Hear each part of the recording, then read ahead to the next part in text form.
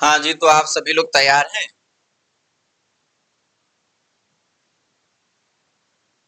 आप सभी लोग तैयार हैं? क्योंकि अब वो दिन आ गया जिसका आप सभी को पता नहीं इंतजार था कि नहीं। क्योंकि एग्जाम 2 साल से बड़ा जल्दी करा लिया जा रहा है। बहुत सारे बच्चे पीजी के ऐसे भी हैं जो अभी अपने यूनिवर्सिटी में सेमेस्टर्स एग्जाम दे रहे हैं। बहरहाल अब तो वो दिन आ गया। किसका? सीयूटी पीजी 2025 का। 2 दिन बाद बहुत सारे बच्चे हमारे बीच से एग्जामिनेशन हॉल में बैठे नजर आने वाले हैं। तो ये वीडियो आप ही के लिए है जो बच्चे 13 तारीख से लेके आने वाले इस महीने के अंतिम तिथि तक सीयूटी पीजी का एग्जाम देने वाले हैं। ये वीडियो उन्हीं के लिए खास बनाया जा रहा है। बहुत अच्छी अच्छी बात समझाऊंगा। आप बहुत अच्छी प्रिपरेशन किए हो या आपकी प्रिपरेशन में थोड़ी कमी रह गई है, आप इस वीडियो को देखो। आपको 100% गारंटी है कि बहुत ज्यादा बेनिफिट होने वाला है। क्योंकि मैं क्या क्या डिस्कस करने वाला हूं? सेफ जोन, ठीक है। साथ ही साथ बेसिक चीजों को भी जानेंगे। नेगेटिव मार्किंग कितनी है, नंबर ऑफ क्वेश्चंस कितने आने हैं, ईच क्वेश्चंस का मार्क क्या है, यूनिवर्सिटी एंड कोर्सेज वाइज हम लोग यहाँ पे safe zone, number of questions correct होने के और आपके मार्क्स, कट ऑफ, मेरिट, इन तमाम चीजों को डिस्कस करने वाले हैं, ठीक है। और साथ ही साथ हम लोग अगर आगे बढ़े तो देखेंगे कि एक नई चीज यहाँ पे मैं आपसे डिस्कस करूंगा on the basis of my previous experiences, और वो है माइंडसेट इन एग्जामिनेशन हॉल। हम जब एग्जाम दे रहे होते हैं तो उस समय हमें क्या प्लानिंग करके उस एग्जाम में बैठना चाहिए और अपने पर्टिकुलर डोमेन के पेपर को अटेम्प्ट करना चाहिए, ये चीज भी एक यूनिक है जो कि राउंड वाइज हम लोग समझेंगे। तो प्लीज इस वीडियो को लास्ट तक जरूर देखें और जल्दी से अपने एक दोस्त को शेयर कर दें, ठीक है। तो स्टार्ट करते हैं सबसे पहले स्लाइड से।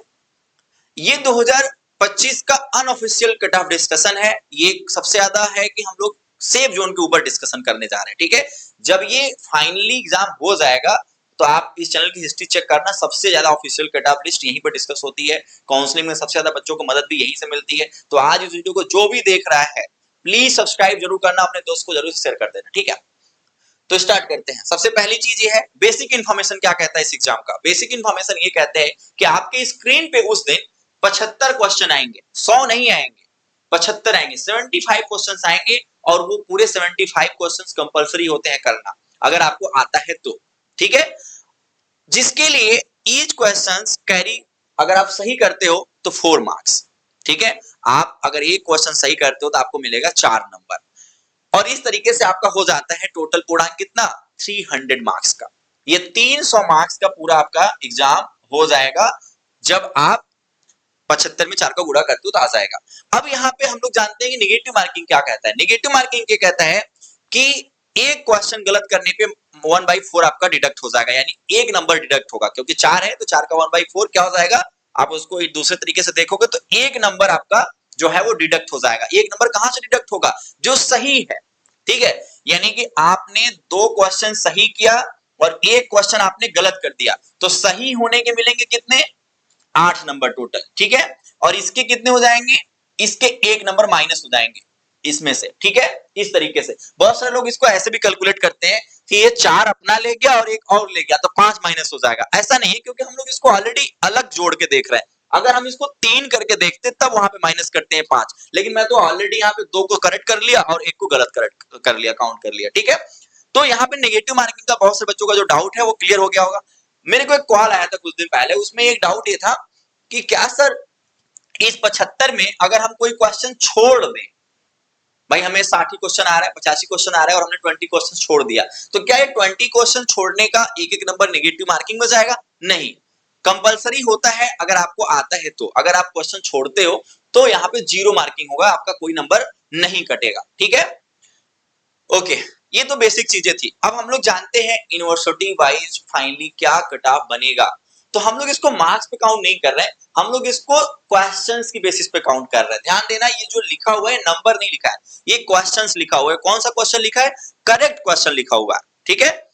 सबसे पहले हम लोग इसमें जो कैटेगराइजेशन किए हुए हैं, ऊपर यूनिवर्सिटी वाइज किए हैं और नीचे लैंग्वेज, सब्जेक्ट्स और प्रोफेशनल कोर्सेज की बेसिस पे, समझ रहे हो। यानी कि जैसे MA English, MA Hindi, MA Sanskrit, MA Arabic, Urdu, इस तरीके के जो लैंग्वेज होते हैं।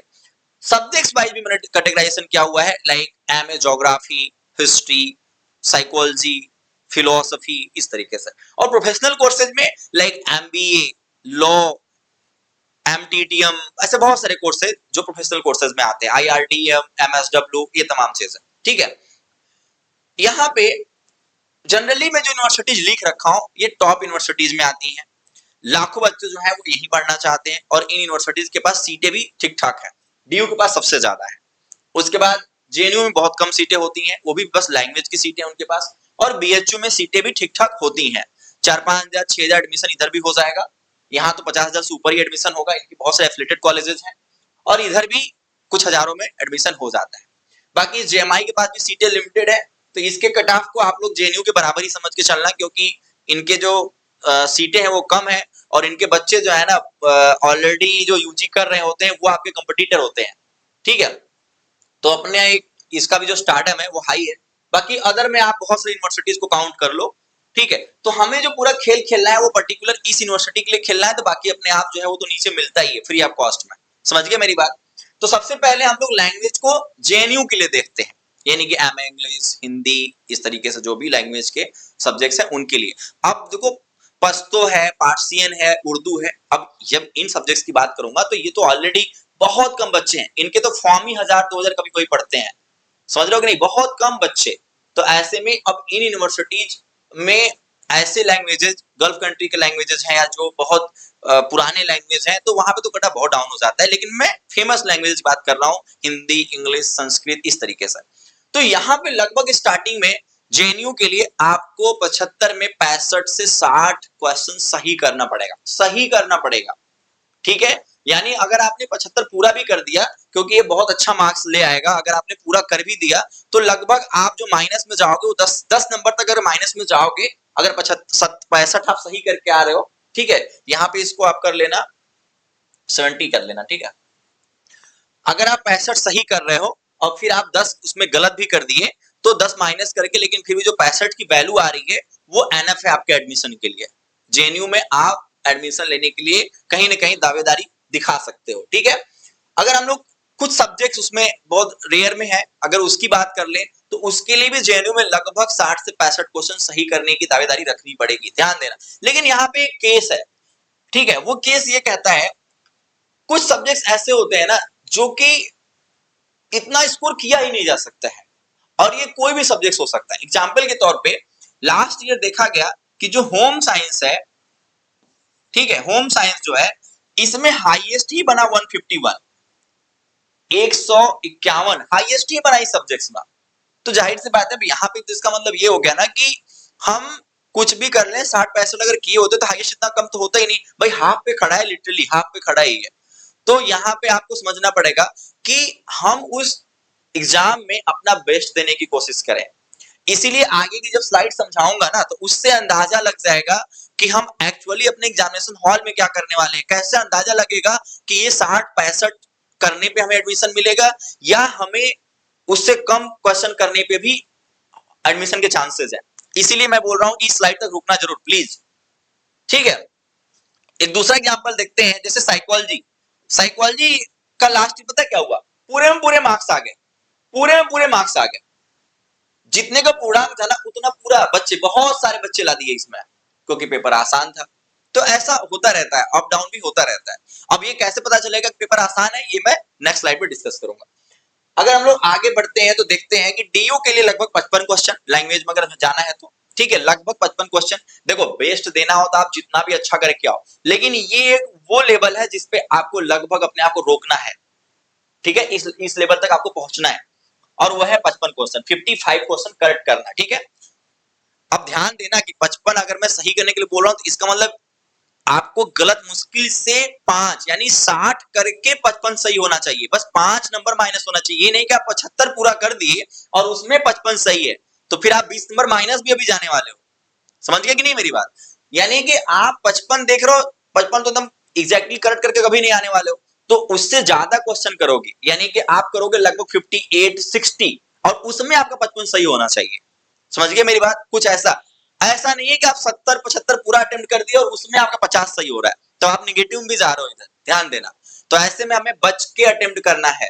ओके, बीएचयू बीएचयू के लिए लगभग देखा जाए तो 55 से 40 लैंग्वेज के लिए। कुछ डिपार्टमेंट के कटाव यहाँ बहुत हाई हो जाते हैं लेकिन धीरे धीरे वो डाउन हो जाते हैं। ध्यान देना, यहाँ पे बीएचयू कोटा भी लगता है। जो बच्चे बीएचयू के देख रहे हैं इस वीडियो को उनके लिए खास बात है, वो बीएचयू कोटा लगने की वजह से, और वो बस 1 साल वालों के लिए मिलता है, ध्यान देना ये भी। तो ऐसे में जो बच्चे अभी करंटली बीएचयू से निकलेंगे और वो सीयूटी पीजी में बैठ रहे हैं, तो उनका स्कोर इससे कम भी होगा, 5 क्वेश्चन और घटा दो तो भी कोई बात दिक्कत नहीं है, ठीक है। लेकिन फिर भी आप अपना बेस्ट देने की कोशिश करना। अगर हम लोग सब्जेक्ट्स के लिए देखें डीयू में, तो 50 क्वेश्चन एटलीस्ट आप सही करके आना, और वही अगर हम लोग बीएचयू में देखें तो यहाँ पे भी 50 क्वेश्चन सही करके आना। लेकिन अगर हम लास्ट ईयर चले जाए, एआईएससी की बात कर रहा हूं मैं, यहाँ पे एक एमए एआईएससी है, ठीक है, एंड आर्कियोलॉजी का, ठीक है। यहाँ पे देखा गया कि बहुत ज्यादा पेपर हार्ड आ गया, बच्चे लगभग 120, 130, 140 में सिमट गए थे, ऐसा हुआ। तो सब्जेक्ट्स कभी कभी पेपर हार्ड आ जाते हैं सब्जेक्ट्स वाइज, तो ऐसे में मैं सेकंड स्लाइड पे डिस्कस करूंगा कि क्या करना पड़ेगा और कैसे पता चलेगा पेपर हार्ड है। डीओ में अगर हम लोग प्रोफेशनल कोर्सेज की बात करें, जैसे लाइब्रेरी साइंस है, लॉ है, तो यहाँ पे देखो मैंने दो चीज किया हुआ है, जनरल का अलग काउंट किया, यानी कि जो जनरल पेपर के थ्रू प्रोफेशनल कोर्सेज में जाते हैं वहां तो आपको लगभग 50 प्लस करना पड़ेगा, वो भी सही सही 50 प्लस सही सही करना पड़ेगा। मेरी बात समझे कि नहीं? यानी कि प्रोफेशनल कोर्सेज में ना दो चीजें, एक तो एडमिशन होता है जनरल पेपर के थ्रू, ठीक है, जिसका लास्ट में 11 कोड है, एक होता है सबका पर्टिकुलर अपना खुद का कोड है, खुद का कोड है। तो जो खुद का कोड है वहां पे तो कट ऑफ डाउन हो सकता है, लेकिन अगर हम बस जनरल पेपर में लॉ देख लें, एमलीप देख लें, तो ऐसे में ध्यान देना कि वहां पे आपका कट ऑफ कम से कम 50 क्वेश्चन से ज्यादा सही होना चाहिए, ठीक है। और बाकी 40 क्वेश्चन भी सही करके आओगे, क्योंकि बाद में ना यूनिवर्सिटी जनरल पेपर की बेसिस पे कई सारे कोर्सेज में एडमिशन के लिए दरवाजा खोल देती हैं, तो 40 भी अगर आप सही करके आओगे ना तो कहीं ना कहीं आप सेटल हो जाओगे, जैसे एमएसडब्ल्यू में हो जाओगे, आईआरडीएम में हो जाओगे, एमटीटीएम में हो जाओगे। बहुत सारे जो महंगे फीस वाले कोर्सेज हैं जनरली वो आपको कम मार्क्स पे भी एडमिशन दे देता है, ठीक है। जेएमआई लगभग इसमें ही अपने आप को पैरेलल ही रखना, ध्यान देना, इससे नीचे गए तो जेएमआई भूल जाना, जेएमआई हमेशा इससे ज्यादा ही रहेगा, इसके पैरेलल रहेगा लेकिन इससे कम नहीं रहेगा, ठीक है।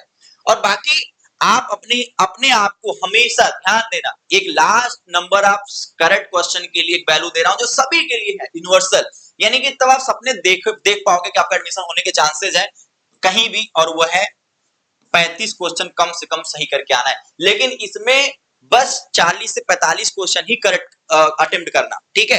यानी कि 35-35 क्वेश्चन तो लगभग बच्चों को जिनको भी एडमिशन चाहिए सही करके ही आना, ठीक है। ये मैं एक लास्ट वैल्यू दे रहा हूं जो कट ऑफ तक finally last round cut off तक फाइट करने वाले हैं अपने काउंसलिंग में, ठीक है। बाकी आप पॉजिटिव बनना, इधर ही रहो, ज्यादा अच्छा रहेगा, ठीक है। अब माइंडसेट की बात आ गई जो सबसे ज्यादा इंपॉर्टेंट है, जो मैं आज के इस पूरे सेशन में एक यूनिक चीज दे रहा हूं यूट्यूब पे।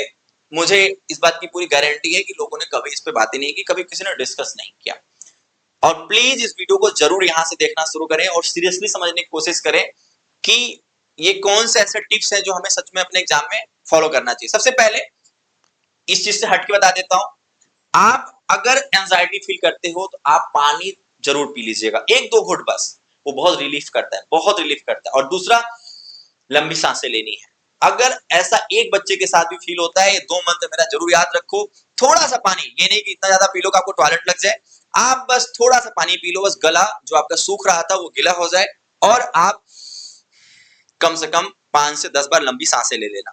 आप देखोगे कि आप अचानक से बैकअप ले लोगे और अपने एग्जाम में फिर से कंसंट्रेट कर पाओगे। ये तो आपके लिए टिप्स हो गया। अब यहाँ पे हम लोग देखते हैं कि क्या है ये राउंड 1, राउंड 2 और हमारा रिव्यू पोर्शन, ठीक है। जब हम एग्जाम पे जाते हैं तो कुछ हमारे पास इस तरीके से मान लो स्क्रीन होता है, ठीक है, और यहाँ पे इस तरीके से क्वेश्चंस आते हैं और यहाँ पे डिटेल्स लिखे होते हैं, यानी यहाँ पे डिटेल्स लिखे होते हैं कि आप कितना क्वेश्चन अटेम्प्ट कर चुके हो, कितना रिव्यू में डाले हो, ठीक है, कितना करेक्ट है, वहां पे ग्रीन दिखाएगा, कितना अनअटेम्प्ट है, ये पूरा दिखाता है, और यहाँ पे टाइमर भी चल रहा होता है, और यहीं पे आपके पास लैंग्वेज चेंज करने का ऑप्शन होता है। बहुत सारे बच्चों का कमेंट था कि सर क्या लैंग्वेज एक ही आएगा? नहीं, आप बाय डिफॉल्ट इंग्लिश चूज करोगे तो बस इंग्लिश दिखेगा, हिंदी चूज करोगे बस हिंदी चूज वहां पे दिखेगा, ठीक है। लेकिन आप ध्यान देना है कि वहां पे चेंज करने का ऑप्शन होता है, ठीक है, हिंदी इंग्लिश में कोई भी आप वहां चूज कर पाओगे on the spot examination hall में। ये लैंग्वेज में नहीं, ये नहीं कि इंग्लिश का पेपर हिंदी में आ जाएगा तो इंग्लिश इंग्लिश में ही रहेगा, हिंदी हिंदी में ही रहेगा, संस्कृत संस्कृत में ही रहेगा, बाकी जो सब्जेक्ट्स होते हैं उनके लिए मैं बता रहा हूँ। राउंड 1, राउंड 2 एंड रिव्यू, ठीक है। लैपटॉप डिस्चार्ज होने वाला है, थोड़ा सा लैपटॉप का वो अपना चार्जिंग लगा हुआ, आप लोग ध्यान देना।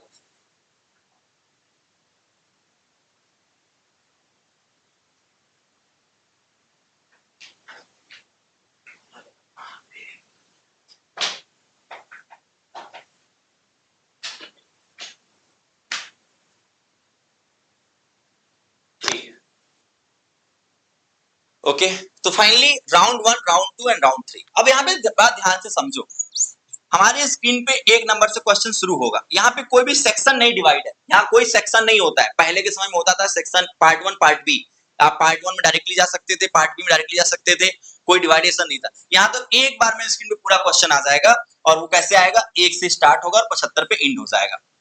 ठीक है, अब मेरी बात ध्यान से सुनो। राउंड 1 जो है ये मेरा खुद का एक्सपीरियंस है, जो मैं अप्लाई करता हूँ, बहुत बेनिफिट मिला हुआ है। मैं बीएचयू में यूजी भी निकाला, पीजी भी निकाला, कई सारे एनडीए के एग्जाम मैंने क्रैक किए। तो किस बेसिस पे, कहीं ना कहीं अपने एग्जाम में एक माइंडसेट बना के बैठता हूं मैं। ठीक है, जनरल पेपर में बहुत अच्छे मार्क्स भी मैं ले आया, और पीजी में जनरल पेपर के थ्रू ही एडमिशन लिया। तो कहीं ना कहीं आपको ये बात समझना पड़ेगा कि ये माइंडसेट से मैं बैठा और मेरे सिलेक्शंस हुए हैं, इस बेसिस पर आप इसको भरोसा भी कर सकते हो। बाकी अपना खुद का एक्सपीरियंस भी लगाना चाहिए, इसके लिए आप बाध्य नहीं हो। पहले राउंड में हमें 1 से 75 क्वेश्चन एकदम थोरली जाओ, ऐसे आराम से। ठीक है, यानी मैं ये कहना चाह रहा हूं कि फर्स्ट राउंड ये कहता है कि आप एक नंबर से क्वेश्चन को पिक किए, चूंकि सेक्शन नहीं है, कोई पार्ट नहीं है, तो एक आ गया, टिक कर दिया मैं। ठीक है, 2 नहीं आया, ठीक है, छोड़ दिया, गलत मतलब छोड़ दिया। फिर हमें आ गया, फिर नहीं आया, नहीं आया, फिर आ गया, आ गया, आ गया। ठीक है, इस तरीके से हम पहुंच गए कहां से, 1 से 75 तक। और हम जब 1 से 75 पहुंच रहे हैं तो हम क्या देख रहे हैं, हम ये देख रहे हैं कि 1 से 75 पहुंचने में पहले राउंड में, फर्स्ट राउंड में हम लगभग यहां पे 30 क्वेश्चन सही कर दिए। कितना, 30। कुछ बच्चे इसमें 30 सही कर सकते हैं, कुछ बच्चे इसमें 40 भी सही कर सकते हैं।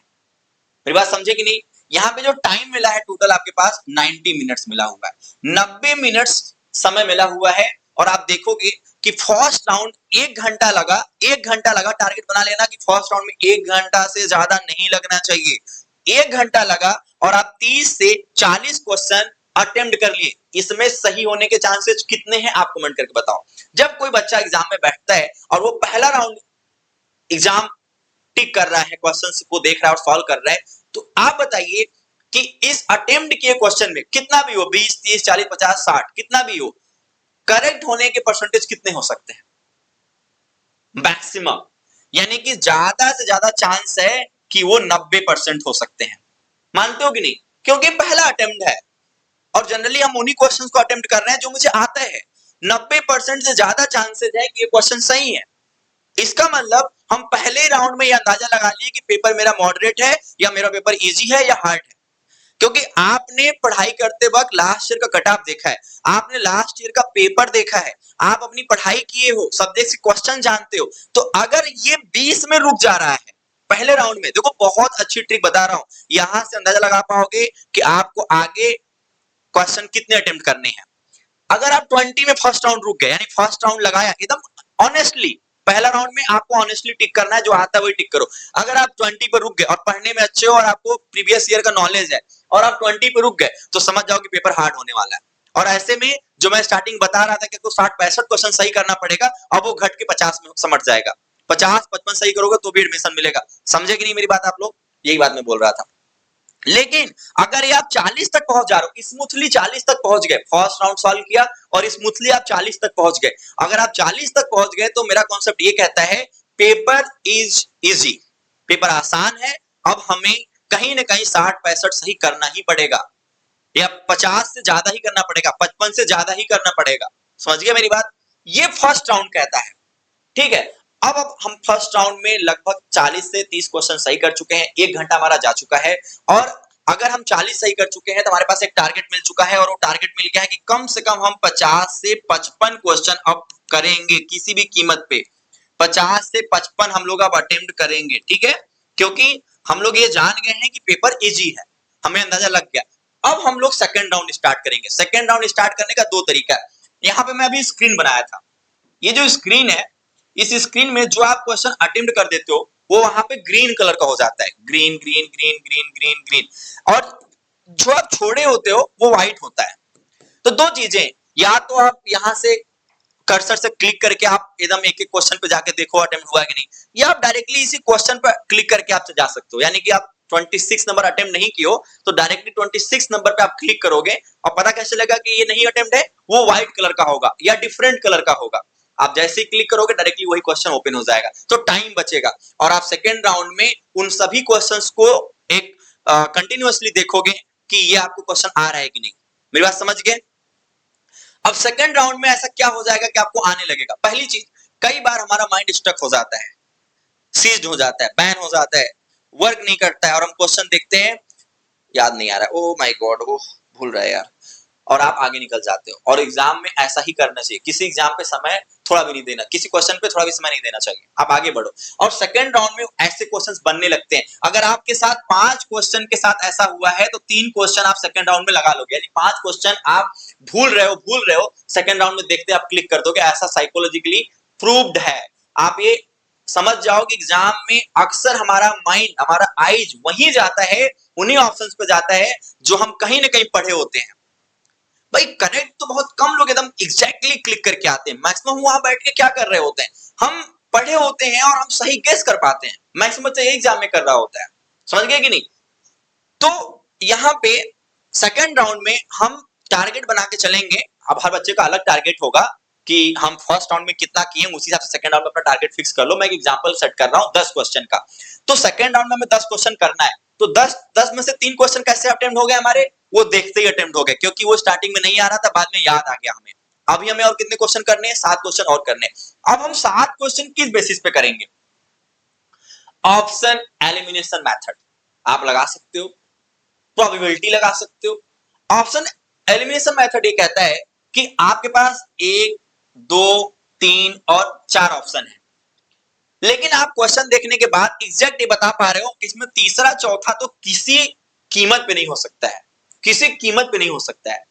अब आपके पास ये में से कोई है, तो ऐसे में आप यहाँ पे प्रोबेबिलिटी, क्योंकि यहाँ 50% प्रोबेबिलिटी हो जाएगी, ऐसे यहाँ पे 25% का था, ऐसे तुक्का मारते तो गलत हो जाता, लेकिन अब यहाँ पे तुक्का मारने पे आधा चांस है, 50% चांस है कि सही हो सकता है। मैं तुक्का मारने की बात नहीं कर रहा हूं, और ये तुक्का मारना नहीं हुआ क्योंकि ये ऑलरेडी आप बस 7 क्वेश्चन पे कर रहे हो, या बहुत ही एक ग्रुप आप क्वेश्चन पे कर रहे हो। ध्यान देना, यहाँ पे मैंने ऑलरेडी क्वेश्चन का ग्रुप बना दिया है, ऐसा नहीं है कि मैं पूरे क्वेश्चंस को कहीं से भी, और ऑलरेडी ये 7 क्वेश्चन सेलेक्टेड क्वेश्चंस है, यानी बचे हुए 30 क्वेश्चन में ये 7 क्वेश्चन ऑलरेडी सेलेक्टेड हैं कि हमें तुक्का भी खेलना है, यानी ऑप्शन एलिमिनेशन मेथड लगाना है, गेसिंग करना है, तो वो भी मैं पूरे 35 पे नहीं कर रहा हूं किसी क्वेश्चन को उठा के, मैं ऑलरेडी उनको पढ़ा हूं, 7 क्वेश्चन को फिल्टर किया हूं और उन 7 क्वेश्चन पे ये गेम खेल रहा हूं मैं, समझ गए। अगर इस तरीके से करके हम 3 क्वेश्चन और कर पाए, अटेम्प्ट कर पाए और सही कर पाए, तो कहीं ना कहीं अब हमारे पास बस 4 क्वेश्चन और बचा है,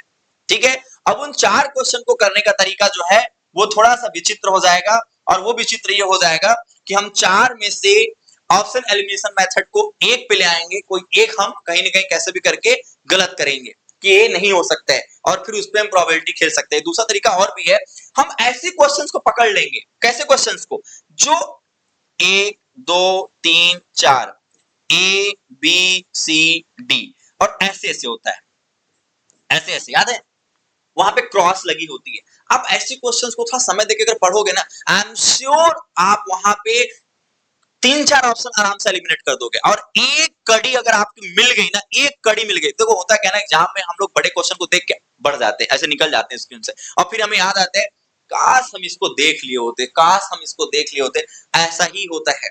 मैं चाहूंगा कि ऐसे क्वेश्चंस को प्लीज आप देख के भागना मत, कोशिश करना एंड ऑफ एग्जाम में बैक में आना, और यही है मेरा लास्ट रिव्यू। रिव्यू का क्या है, रिव्यू आपको स्टार्टिंग में खेल है, क्या है, मैं देखो रिव्यू के लिए क्या बता रहा हूं, प्लीज ये बहुत इंपॉर्टेंट है यार, मैं मुझे लगता है शायद कोई बताता होगा, प्लीज ध्यान देना, रिव्यू बहुत इंपॉर्टेंट है। क्या मैं कहना चाह रहा हूं रिव्यू में, जब आप फर्स्ट राउंड सॉल्व कर रहे थे 1 to 75 जो आप क्लिक करते बढ़ रहे थे, तो बीच में कुछ ऐसे क्वेश्चंस आए थे, बीच में कुछ ऐसे क्वेश्चंस आए थे जो बहुत लेंदी थे, बड़े बड़े थे, बहुत लेंदी थे, बट वो आपके पढ़े हुए टॉपिक से थे, या फिर आपको एकदम कंफर्म था कि मैं इसका आंसर टिक कर सकता हूं, लेकिन लैक ऑफ टाइम, आप डरे हुए हो और आपको लग रहा है कि मैं फर्स्ट राउंड सॉल्व कर रहा हूं, समय मुझे नहीं गंवाना है क्योंकि ये 1 मिनट ले सकता है या 30 सेकंड ज्यादा ले सकता है, तो ऐसे में आप क्या करोगे, ऐसे में आप इस क्वेश्चन को रिव्यू में डालोगे, आप इसको सेकंड राउंड के लिए भी नहीं छोड़ोगे, इसको रिव्यू में डालोगे, एंड ऑफ एग्जाम में आप आके इसको फाइनली अटेम्प्ट कर लोगे, यानी आधे घंटे जो बचे थे उसमें आप सेकंड राउंड भी करोगे, और उसी के लास्ट के बचे हुए 10 से 5 मिनट में आप रिव्यू के क्वेश्चन करोगे, जो कम से कम 4 से 5 आप रिव्यू में डालोगे ही डालोगे 75 में, तो ये अगर आप प्लानिंग करके जाते हो, ये पूरा एक माइंड सेट अगर आप लेके जाते हो, आई एम श्योर कि आप सीयूटी पीजी 2025 में जितना एक्सपेक्ट कर रहे थे उससे ज्यादा आप स्कोर करके आओगे। और कहीं ना कहीं ये कारगर साबित होगा, ये पक्का यूजफुल है। आप इसको अप्लाई करना इस बार अपने एग्जाम में। पानी पीना मत भूल, पानी जरूर पीना, और क्या करना है, लंबी सांसें लेनी है। तो मुस्कुराते रहे, बहुत सी शुभकामनाएं हैं। आप मुझे कमेंट करके बताओ कि फाइनली आप अभी क्या फाइनली माइंडसेट लेके जा रहे हो, और आप कितना स्कोर कर रहे हो अपने पर्टिकुलर सब्जेक्ट अकॉर्डिंग, बताओ मुझे। हाँ, यहाँ पे जाते जाते मैं लॉ के लिए बता देता हूँ यार। देखो, लॉ बहुत डिमांडिंग है, ठीक है, बहुत डिमांडिंग है। बहुत सारे बच्चे जो है वो डीयू बीएचयू से लॉ करना चाहते हैं। ये लॉ है 3 इयर्स। बच्चे बहुत सा डाउट रहता है, एक्चुअली देखो एक ब्लैट होता है बीए एलएलबी, वो 5 इयर्स होता है, ये 3 इयर्स होता है। ये यूजी के बाद होता है, इसकी एलिजिबिलिटी है यूजी, ठीक है, और उसकी एलिजिबिलिटी है क्लास 12। लेकिन ये यूजी का ही कोर्स है, इसका जो पीजी होता है वो एलएलएम होता है, समझ गए, चलो ठीक है। अब ये जो लॉ है ना, ये जनरल पेपर से कहीं पे होता है और कहीं पे इसका पर्टिकुलर डोमेन भी है। लेकिन अगर ये जनरल पेपर से जा रहे हो ना, तो मान के चलना कि आप 55-50 से नीचे मत खेलना भाई, ठीक है। आजकल बहुत बच्चे इसमें आ रहे हैं, और इसमें आने वाले जो बच्चे हैं ना, वो कहीं ना कहीं वनडे एग्जाम की प्रिपरेशन करने वाले हैं। उनका मैथ और रीजनिंग पे एकदम खतरनाक वाला कमांड है, पकड़ है, वो एकदम खतरनाक स्कोर ले आते हैं। 230, 240, 250, 60 ऐसे स्कोर ले आते हैं। इसलिए स्टार्टिंग का जो राउंड है वो घटता नहीं है। हाँ देखो, काउंसलिंग एक अलग चीज जाती है। अब यूनिवर्सिटी का कट ऑफ किसका पहले आ रहा है, किसका बाद में आ रहा है, वहां पे भी कहीं ना कहीं कट ऑफ को डाउन और अप करने का एक अलग एलिमेंट वर्क करता है। तो मैं बाद में डिस्कस करूंगा। इस वीडियो को अगर आप सच में अच्छा लगा हो तो प्लीज शेयर कर दो अपने दोस्तों को। मुस्कुराते बहुत से शुभकामनाएं हैं। मैं उम्मीद करता हूं कि जितने भी कॉन्सेप्ट मैंने समझाए, खासकर ये mind set in examination hall और ये जो कॉन्सेप्ट आपको दिया, ये तमाम चीजें जो है वो आपके लिए बहुत कारगर साबित होंगी। प्लीज सब्सक्राइब जरूर करें, बेल आइकन को प्रेस जरूर करें, अपने स्टेटस पे जरूर लगाएं, अपने ग्रुप्स में डालें, और मुस्कुराते रहो। और कमेंट करें कि आप फाइनली कितना क्वेश्चन करेक्ट करने जा रहे हो और किस सब्जेक्ट में। हर हर महादेव।